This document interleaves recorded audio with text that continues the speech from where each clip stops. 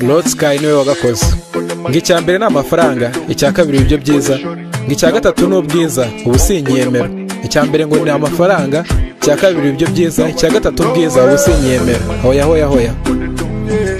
Yego.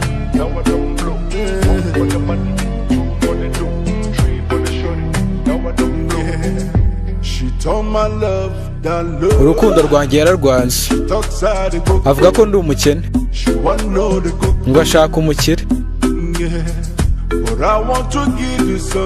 ariko niteguye kugukunda. Avuga ko ndi umukene, aracyashaka umukire. Yego. Ngo niba nta mafaranga ubundi bimumariye iki? Ambwira ko agiye kwigendera akajya kure cyane. Yego. Uko duca mu bikomeye mukunzi niko bigenda byoroha. Ntuzanagaruke nugenda, kandi ntuzibagirwe vuba. Narakwinginze ngushyire mu gaciro, ko ntayabonye uno munsi ntanayabonesha. Ese urashaka gutuma mpfa? Ntabwo norohewe na gato. Nintayabona uno munsi nzanayabonesha. Ngicya mbere ni amafaranga, icya kabiri ibyo byiza, icya gatatu ubwiza, ubu sinyemera.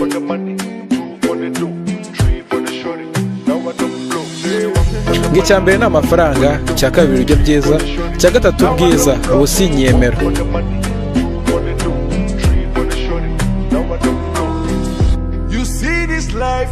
Urabona ko ubuzima noneho bwahindutse? Ndibuka nkibuka mu kwa 12 utakinkunda utakinyitaho ntorohewe. Waranyanze kuko nari umukene. Ndangije njya muri Okada, nkomeza udumota nisanga muri Araba. Ukuntu nifuza byibuze uza kunyizera. Nyiri muri Gwagwarada, ya minsi nyiri muri Abuja, wambwiraga ko utakinkeneye. Mukobwa, nagerageje ibishoboka byose ngo mbane nawe. Yego. Narakwinginze ngushyire mu gaciro, ko nayabonye uno munsi ntanayabonesha. Ese urashaka ko mpfa?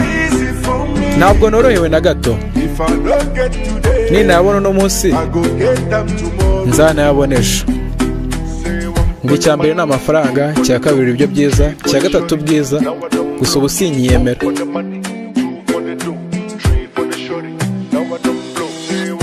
Ngicya mbere ni amafaranga, icya kabiri ibiryo byiza, icya gatatu ubwiza, ubu sinyemera.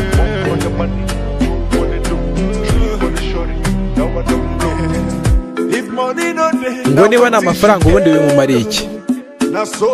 Yambwiye ko agiye kwigendera akajya kure cyane.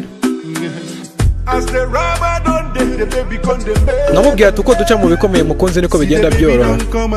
Ntuzanagaruke, kandi ntuzibagirwe vuba. Narakwinginze ngushyire mu gaciro, ko nayabonye uno munsi ntanayabonesha. Ese urashaka gutuma mpfa? Ntabwo norohewe na gato.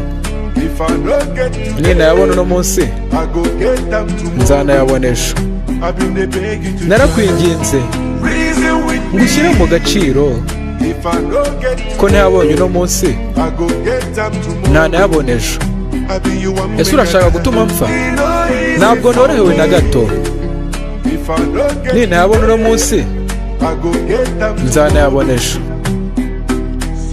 Ngicya mbere amafaranga, icya kabiri ibiryo byiza, icya gatatu ubwiza, ubu sinyemera.